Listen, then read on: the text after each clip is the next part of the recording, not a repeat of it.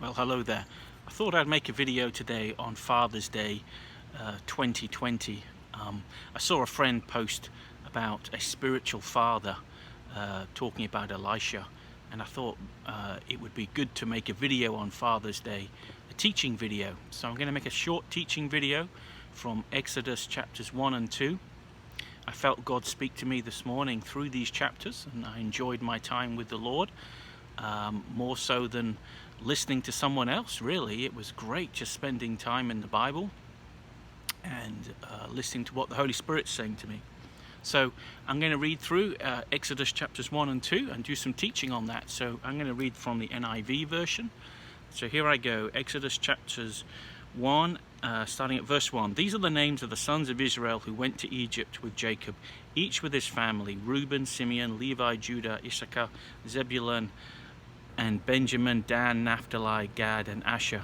The descendants of Jacob numbered 70 in all. Joseph was already in Egypt, so we had 70 people there. It's interesting that when Jesus chose 70 leaders, he actually chose 72. So it's very a mirror here from the Old Testament people to the New Testament. So verse 6, now Joseph and all his brothers and all that generation died, but the Israelites were fruitful and multiplied greatly and became exceedingly numerous, so that the land was filled with them. This is so often the case, isn't it? You have, in this case, Joseph knew the Pharaoh, and then when Pharaoh died, and then another generation came up, the new king of Egypt didn't know Joseph, obviously, but didn't know how the Jewish people had helped his nation. He'd lost track, he'd lost bearings of who the Jews were and how helpful they were to Egypt and to save the whole of the world from that famine. So verse 11, verse 8. Then a new king who did not know about Joseph came to power in Egypt. Look, he said to his people, the Israelites have become much too numerous for us. Come, we must deal shrewdly with them, or they will become even more numerous. And if war breaks out, we'll join our enemies, fight against us, and leave the country. So the Jewish people in exile in Egypt for those 400 odd years that was prophesied that they would be in Egypt for, they supernaturally expanded. They were vigorous, as the Bible said, and they had many children, and they had even more children. So their numbers were increasing. They had the blessing of Abraham. Their stocks increased, their fruit increased, and if you have food and stocks, then you can have more children. So that's what's going on here. And the Pharaoh was getting, worried that they were going to overwhelm his country. So he acted shrewdly. So verse 11, so they put slave masters over them to oppress them with forced labor, and they built Pithom and Ramesses as store cities for Pharaoh. But the more they were oppressed, the more they multiplied and spread. So often the case, isn't it? Sometimes when you're pushed down, you kind of fight, and you fight against that, and that's what they did. The Egyptians came to dread the Israelites and worked them ruthlessly. They made their lives bitter with hard labor in brick and mortar and with all kinds of work in the fields. In all their hard labor, the Egyptians used them ruthlessly. So they were slaves at this point, and they were being forced labor. Think of forced labor camps in other countries that we hear about, like North Korea and other countries. You do hear about forced labor camps where people are forced to do hard work, and they're usually bitter experiences. And this is where in the Passover there are the bitter herbs, the horseradish within the Passover meal, to remind the people taking the Passover of the bitterness and the sharpness and the heat of being slaves in Egypt. Verse 15, the king of Egypt said to the Hebrew midwives, whose names were Shiphrah and Puah, when you help the Hebrew women in childbirth and observe them on the delivery stool, if it is a boy, kill him, but if it is a girl, let her live. So Pharaoh was asking the midwives, the Hebrew midwives, to kill the babies as they were being born. People can call this infanticide. That's where we get, part of the infanticide is the word infant. So it's death of infants, which is what Pharaoh is asking the Jewish midwives to do. So he's asking them to kill the babies as they're being born. I would think that as the mother is in labor, and the mother is in distress, it probably could be, unfortunately, quite easy to kill a baby as the baby's so delicate. So we're talking about murder, infanticide, the killing of children. Okay, so let's move on. Verse 17, the midwives, however, feared God and did not do what the king of Egypt had told them to do. They let the boys live. So here's an interesting thing. The midwives feared God. Do you fear God? Do we have a reverence fear of God, that killing babies will bring the wrath of Almighty God upon you and upon a land, we're told in the scriptures. So the midwives feared God. Verse 18, then the king of Egypt summoned the midwives and asked them, why have you done this? Why have you let the boys live? The midwives answered Pharaoh, Hebrew women are not like Egyptian women. They are vigorous and give birth before the midwives arrive. So, the midwives kind of cover their backsides and they look after their own health, their own safety by the story that the Hebrew women are vigorous, as in very active, and they have their children before they get to them, which could well be the case. So verse 20, so God was kind to the midwives, and the people increased and became even more numerous. So God blessed the midwives because the midwives feared God, because they would not kill the baby boys at birth. Think about what's going on today in our land with laws that are changing, the abortion law, that in parts of the US, I think it's New York, you can kill a child up to and including the point of birth. So do you fear God enough to say, no, I'm not doing that? And look what happened. God was kind to the midwives. So that's a personable God. He's literally kind to the midwives, and the people increased and became more numerous. And because the midwives feared God, he gave them families of their own. So wow, that's a blessing. The midwives got their own families because they feared God and they wouldn't do this despicable thing of killing babies. Verse 22, then Pharaoh gave this order to all his people, every boy that is born you must throw into the Nile, but let every girl live. Wow. So what was a request? What was a request to the midwives? To kill the baby boys, not the girls, the boys at birth, because boys will, have lots of partners often. Kill the boys, therefore the sexual partners goes down, and therefore there'll be less babies. But the midwives allowed the boys to live, or even if they're not having more partners, it means that they can have one partner, be married, and get married young in this culture probably, and have multiple children. So now we have the Pharaoh gives the order to the people that every boy that is born you must throw in the Nile. So it's no longer a request, now it's an order. Isn't that interesting how things can change from a request to an order? And now it's ordered the baby boys when they're born must be thrown into the Nile. And I think the Nile is kind of like a god here. I think one of the plagues poisoned the Nile with blood, right? It became blood. The river became blood. And so one of the things that went on in those 10 plagues is spiritual warfare. It stopped the people worshipping the Nile god, the river god, the frog god, the cat god, whatever it was. The plagues cursed the Nile, and it became like blood.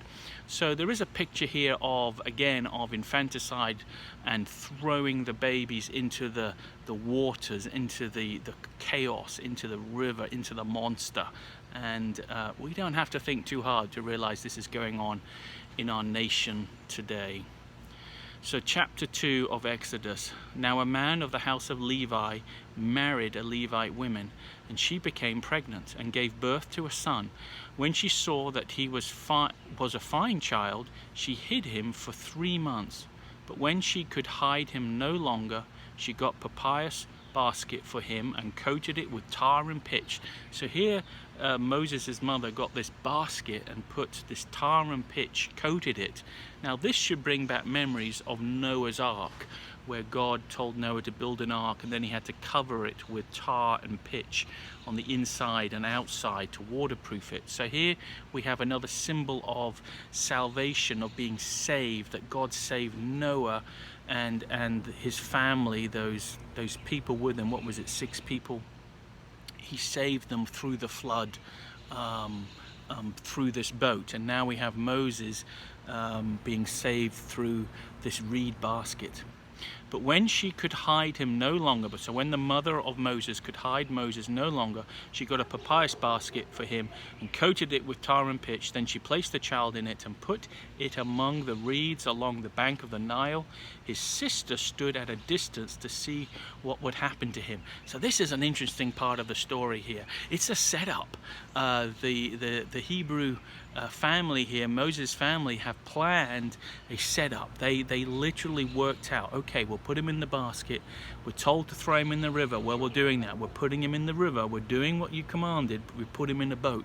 And now Moses' sister, whether it was the sister that we read about later in Exodus, we don't know.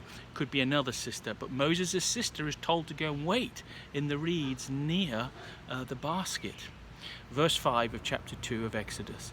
Then Pharaoh's daughter went down to the Nile to bathe, and her attendants were walking along the riverbank. She saw the basket among the reeds and sent her slave girl to get it. Well, they had slaves in those days, like many cultures. The Hebrews were slaves, and so this daughter of Pharaoh, like a princess, had her own slaves, and she sent this lady to go and get it.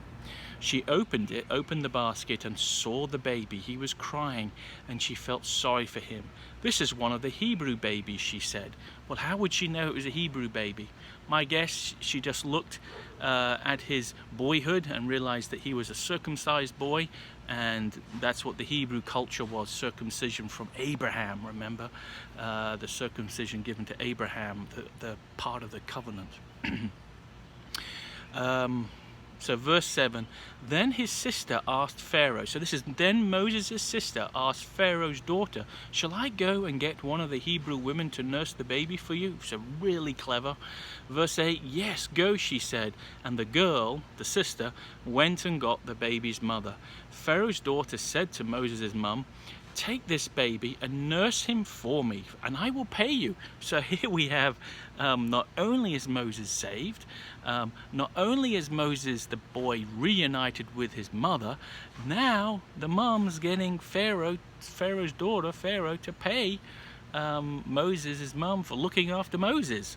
So it's a great setup and ruse they planned here to save Moses. Spectacular.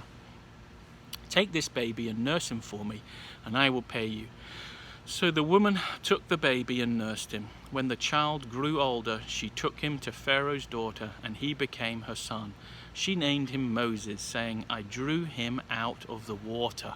Right, drew out of the water, similar to Noah drawn out of the water.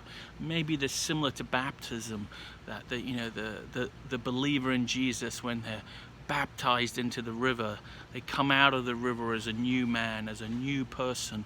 The sins have been washed away and they've come up. Maybe we can draw those analogies here, but it's a good analogy, isn't it, of salvation, coming out of the water and being saved from that Nile monster, saved from the god of the Nile, the Molech, the baby snatcher, right? Extraordinary stuff.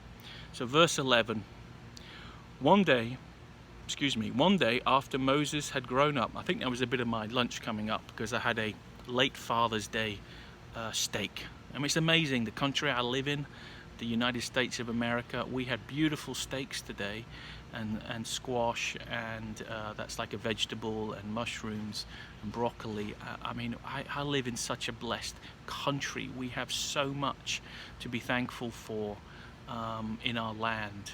Yes, there are things that need to be brought into line or made better, but just what we have, the streets, the roads, the lights, the food, the jobs, the safety nets of people helping you. It's an extraordinary country and very blessed. All right, so verse 11, one day after Moses had grown up, he went out to where his own people were and watched them at their hard labor. Now here, he could be about late 30s, because we know he went into the desert for 40 years. So he could be late 30s, almost 40. So it's interesting that the Bible, from verse 10 to verse 11, could easily be 40 years. That's how much time is in there, and that Moses just grew up. We're not told greatly what he did, but he would have been highly trained in the court of Pharaoh, academic. Yes, it was a privilege, but he was put into that privilege by being found in the river, found by Pharaoh's daughter, and then he was highly trained in linguistics, in reading and writing, and probably math, and all the customs of the Egyptians.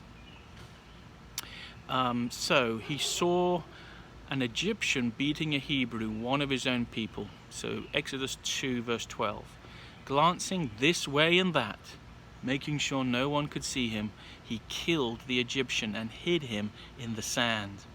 So he committed murder. It was premeditated. I think he probably convinced himself that he was protecting someone. Maybe he was, but he killed someone. And the 10 Commandments, thou shalt not kill. But and they weren't given before this time, the 10 Commandments, but people knew in their hearts that murder was wrong.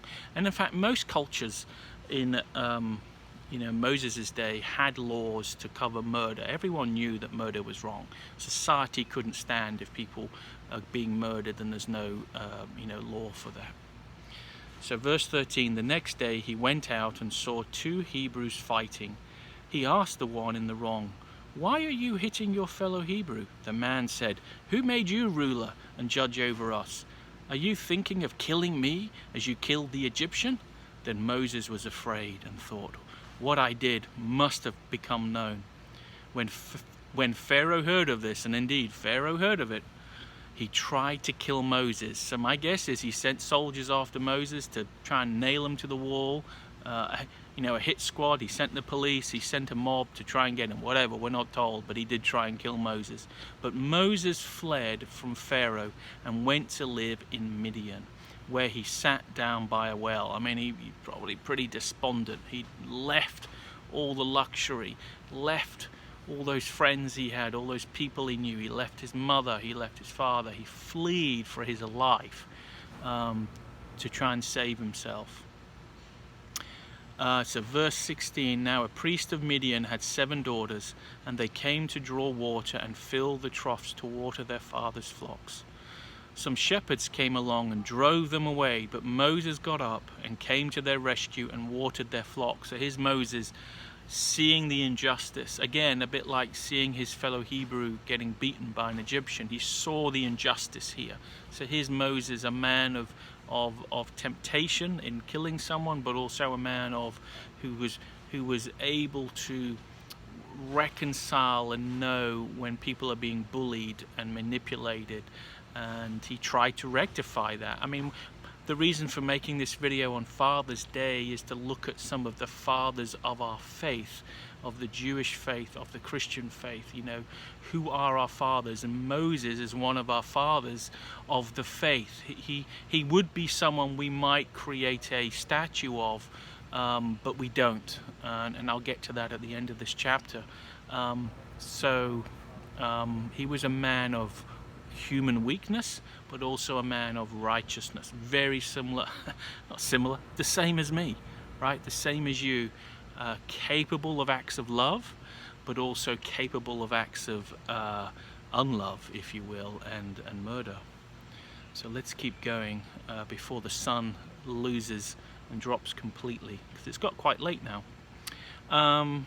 So some shepherds, verse 17, some shepherds came along and drove them away, but Moses got up and came to their rescue and watered their flocks. So, I don't know, do you think Moses thought about his ancestors? He was down in the dumps, he was sitting at a well, and maybe he started to think about, oh Lord, you know what, here I am, I've killed someone, and now I'm away from my family, I'm on the run. Lord, you were with Abraham, you were with Isaac and Jacob, and maybe he remembered how they found a wife by watering flocks. We're not told, but possibly, and he knew that was the right thing to do. So when the girls returned to Reuel, their father, he asked them, why have you returned so early today? They answered, an Egyptian rescued us from the shepherds. He even drew water for us and watered the flock. And where is he? It's like, yeah, where is this stranger who helped you? Because the culture of the Far East, the Middle East, is a, I said this before, a shame and honor culture. And this man had just honored you and taken away your shame, his daughters. Where is he? What have you done? Where have you left him? So verse 20, and where is he? He asked his daughters. Why did you leave him? Invite him to have something to eat. Now this is the culture of the Bedouin in this part of the world. If you're a foreigner, they will invite you in and look after you. Excuse me. Verse 21, Moses agreed to stay with the man who gave his daughter Zipporah to Moses in marriage. Zipporah gave birth to a son, and Moses named him Gershom, saying, I have become an alien in a foreign land. During that long period, the king of Egypt died. The Israelites groaned in their slavery and cried out, and their cry for help because of their slavery went up to God. God heard their groaning, and he remembered his covenant with Abraham, with Isaac, and with Jacob. He remembered what he had promised them, that I will make you into a fruitful nation. I will look after you. I will protect you. I will make your descendants more numerous than the stars, more numerous than the grains of sand on the seashore. I don't know if God forgets things like this, but we're told he remembered. It came back to his memory, the prayers of the Hebrews who were slaves in Egypt, and their groaning came before God. So it's a good lesson for us, whatever you're going through in life, whatever you're suffering, illness, loss of job, frustration, anger, it really does pay to talk to God and pray to the God of the universe and say, God, help me.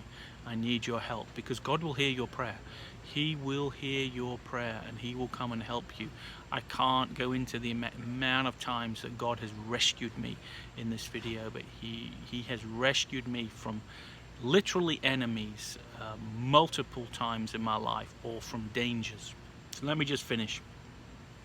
God heard their groaning, and he remembered his covenant with Abraham, with Isaac and Jacob. So God looked on the Israelites and was concerned about them.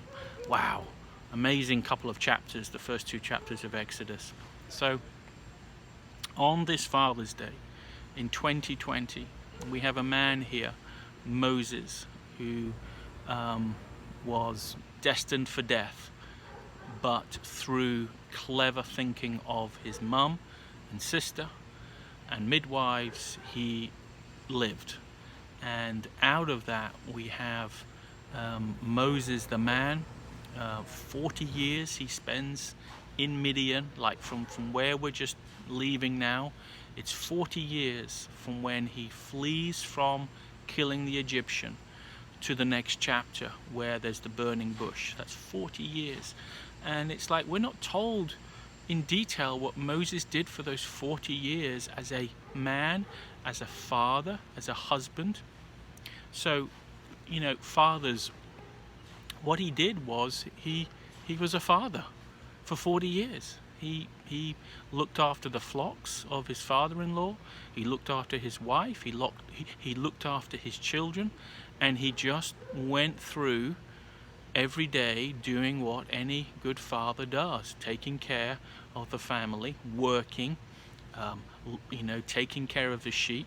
That's what he did. But we're not told much detail other than what I've just read.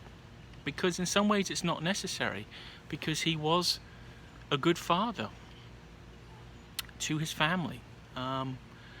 And the next chapter picks up with him having the encounter with the burning bush, which is really the angel of the Lord. That's who he encounters. And if you know your little bit of scripture, the angel of the Lord is Yeshua. He is the Son of God. He is the Word of God. That's who he is. And we learn about that through the Bible. All right, so that's all I have for today.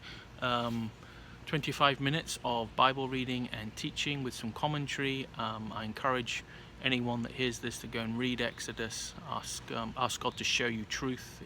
The Lord loves to reveal secrets to people that fear him and trust him. And by what I mean by secrets is he will reveal his will. He will reveal things in the scriptures that are truth. Because that's what we want. That's what I want when I read the Bible. I want to encounter God every time I read the scriptures for myself, whether it's a psalm, like one psalm or two psalms in the morning, but every time you read the scriptures, I encourage all of us to pick the scriptures up every day on your cell phone, smartphone, and just start reading, even if it's just a few verses. All right, so that's all I have for today. Wonderful story of a man who God saved, God redeemed, God gave him a wife, gave him a family, gave him a job, and Moses was one of the founders.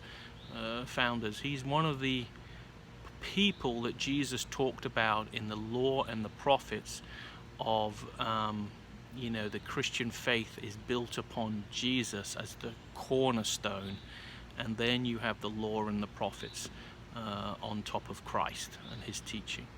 All right, so God bless you. Share this video, be encouraged, and look to him who is able to save. God bless you.